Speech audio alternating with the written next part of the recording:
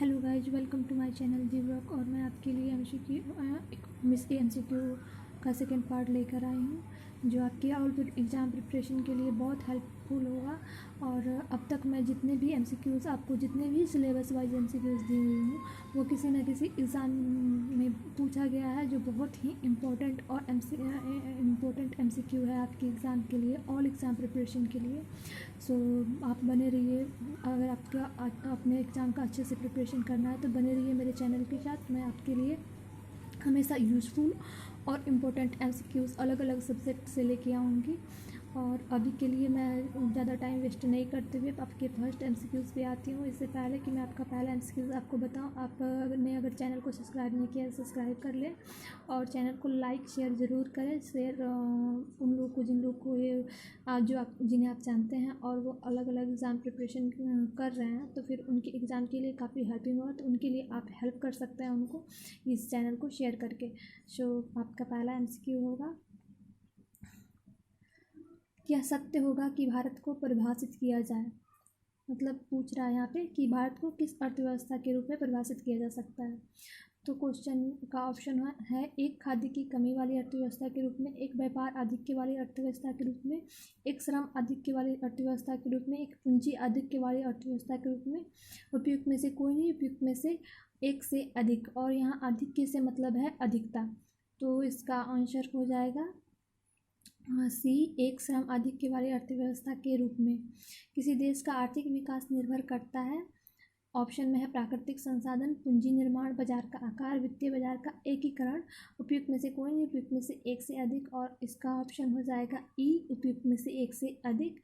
प्राकृतिक संसाधन, पूंजी निर्माण और बाजार का आकार, मतलब बाजार कितने दूर तक फैला हुआ है, कितने दूर तक आप अपने व्यापार को फैलाए हुए हो, वो आपका बाजार होता है। तो उस तरीके से प्राकृतिक संसाधन, पूंजी निर्माण और बाजार का आकार किसी भी देश का आर्थिक व्यवस्था इन तीनों चीज़ों पे ही निर्भर करता है।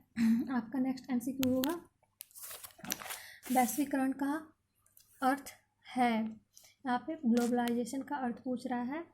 अर्थव्यवस्था का एकीकरण, विभिन्न अर्थव्यवस्था के एकीकरण, वित्तीय बाजार का एकीकरण, घरेलू अर्थव्यवस्था का वैश्विक अर्थव्यवस्था के साथ एकीकरण। और डी ऑप्शन में है उपयुक्त में अर्थव्यवस्था के विभिन्न खंडों का एकीकरण। और ई में उपयुक्त में से कोई नहीं, उपयुक्त में से एक से अधिक। आपका आंसर हो जाएगा सी, घरेलू अर्थव्यवस्था का वैश्विक अर्थव्यवस्था के साथ एकीकरण। मतलब आप अपने जो भी देश के अर्थव्यवस्था व्यापार है उसको वैश्विक स्तर पर कितना फैला हुआ है, इसका उसके साथ उसका एकीकरण है। तो ये इस पर डिपेंड करता है। वैश्वीकरण का ये मतलब होता है कि आपका व्यापार विश्व स्तर पर कितना फैला हुआ है। सेकंड क्वेश्चन है, वैश्वीकरण की प्रक्रिया से अभिप्राय है। तो इसमें ऑप्शन में है वैश्विक व्यापार गुटों की स्थापना करना, अंतर्राष्ट्रीय व्यापार में बाधाओं को समाप्त करना, विश्व में सकल करेंसी लागू करना, आयात प्रतिस्थापन के कार्यक्रमों को त्याग देना, उपयुक्त में से कोई नहीं, उपयुक्त में से एक से अधिक। और इसका आंसर हो जाएगा आपका बी, अंतर्राष्ट्रीय व्यापार में बाधाओं को समाप्त करना। मतलब जितनी सारी प्रॉब्लम्स है, जो भी मनमुटाव या फिर आपसी जो भी क्लेश होता है, इसके वजह से उसका असर भी व्यापार पे पड़ता है, जो भी आपका अंतर्राष्ट्रीय व्यापार है उस पर। तो इन सारी चीज़ों को भी कहीं ना कहीं नज़रअंदाज करना या फिर उसको कम करके और अपने व्यापार को ज़्यादा से ज़्यादा वैश्विक स्तर पर फैलाना, ये वैश्वीकरण की प्रक्रिया में सबसे पहले आता है।